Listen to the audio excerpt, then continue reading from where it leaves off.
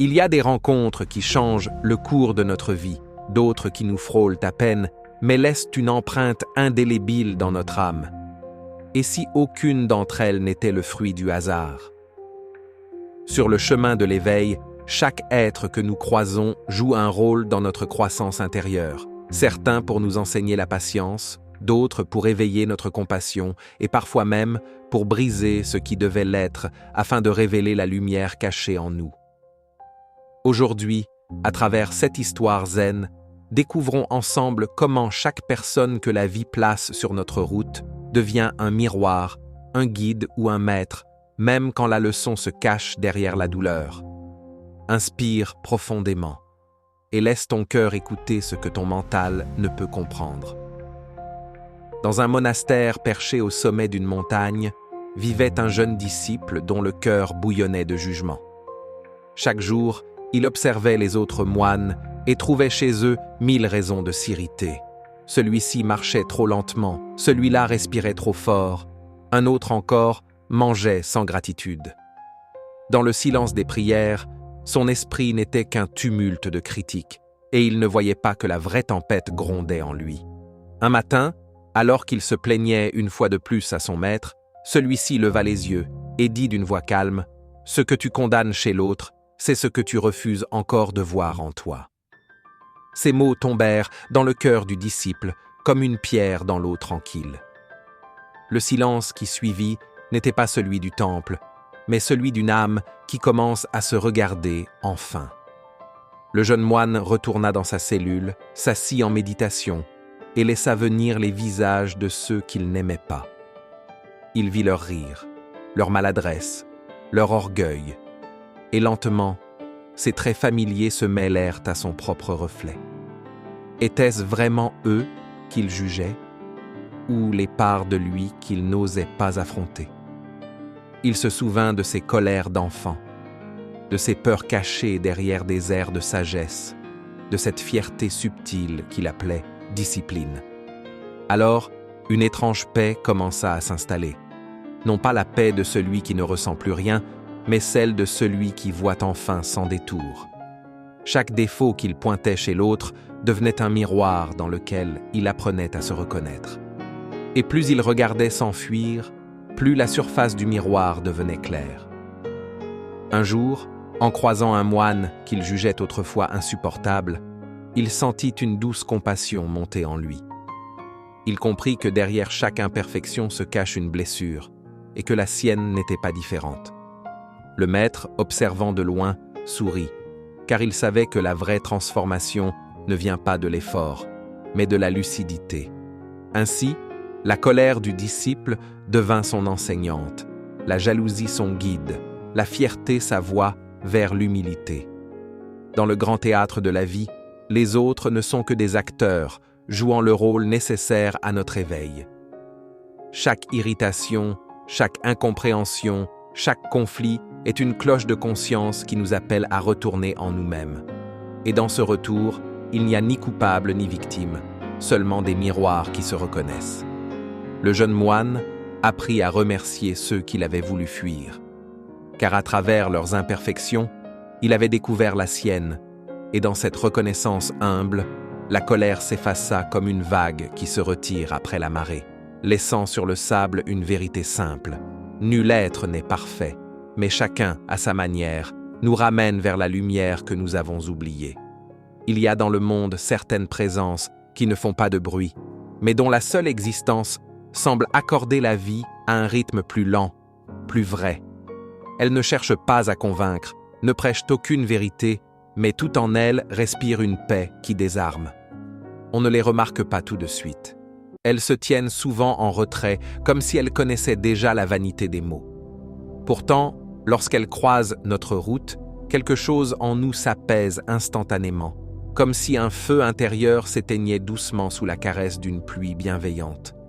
Ce sont ces âmes silencieuses, ces compagnons d'un instant ou d'une vie, qui élèvent notre être sans que nous sachions vraiment comment.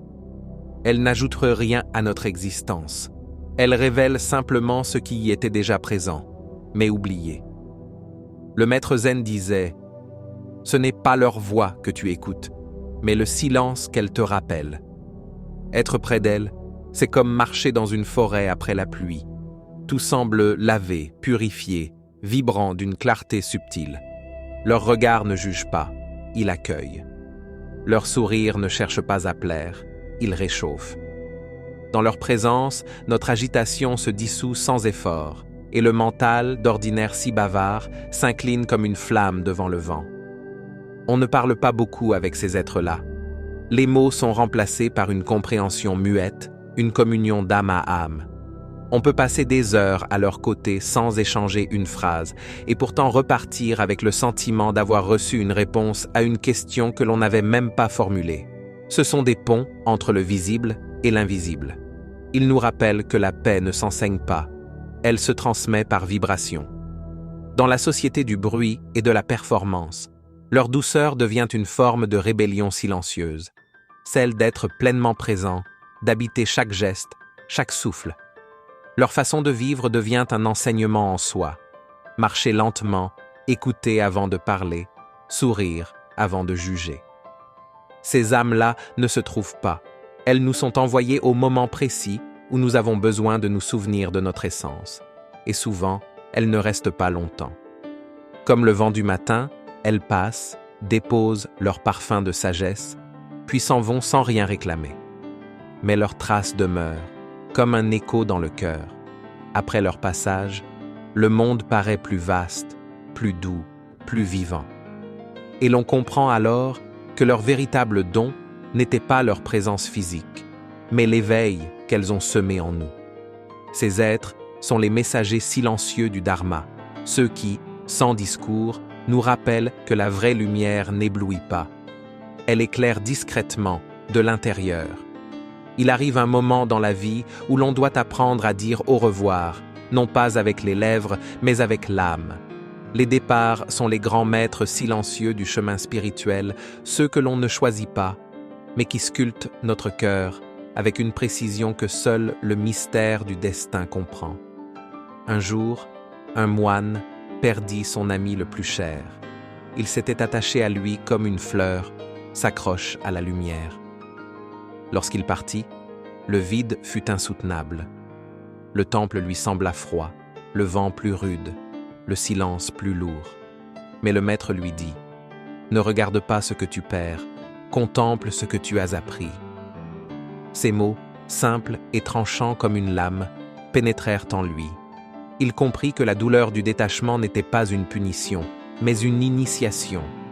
Chaque fois que la vie lui arrachait quelqu'un ou quelque chose, elle lui offrait en retour un fragment de sagesse qu'il n'aurait pu recevoir autrement.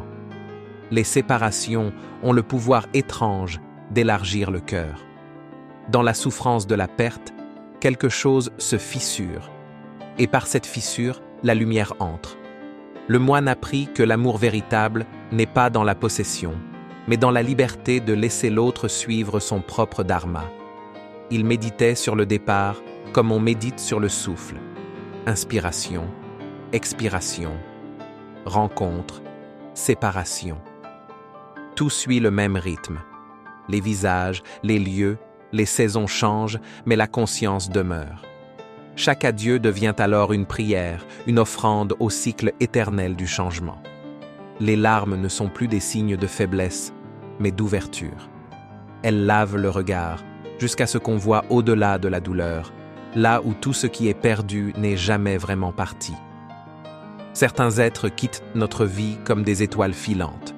Leur passage est bref, mais leur éclat reste gravé dans notre nuit intérieure. Le moine, au fil du temps, apprit à remercier le vide, à accueillir l'absence comme un espace sacré où l'âme peut respirer à nouveau. Il comprit que l'attachement n'est pas l'amour, mais la peur de perdre, et que l'amour véritable, celui que le Dharma enseigne, n'a pas besoin de retenir. Il bénit, il libère, il laisse partir avec gratitude. Dans le silence du temple, alors qu'il observait le soleil disparaître derrière les montagnes, il sentit la présence de son ami, non pas à côté de lui, mais en lui, dissoute dans la même lumière, dans le même souffle. Ce jour-là, il sut que rien ni personne ne s'éloigne vraiment. La vie ne sépare pas pour punir, mais pour nous apprendre à aimer sans chaîne, à embrasser la beauté fragile de l'impermanence et à marcher plus léger vers l'infini. Quand on observe le fil de notre existence, on comprend que chaque rencontre était nécessaire. Les cœurs qui nous ont aimés, les regards qui nous ont blessés, les mains qui nous ont tendus ou abandonnés, tous faisaient partie d'un plan plus vaste, un plan qui ne vise pas à nous punir, mais à nous éveiller. Alors, la prochaine fois qu'une âme entre dans ta vie ou la quitte, souviens-toi, ce n'est pas un hasard, c'est un message du Dharma. Chaque être est une leçon vivante. Certains viennent allumer la flamme, d'autres l'éteindre pour que tu apprennes à la rallumer seul. Mais tous, sans exception, participent à ton voyage vers la paix intérieure. Et au bout du chemin, tu comprendras que personne n'est jamais vraiment venu, ni jamais vraiment parti. Tout est un. Tout est le jeu silencieux de la conscience qui s'éveille à elle-même.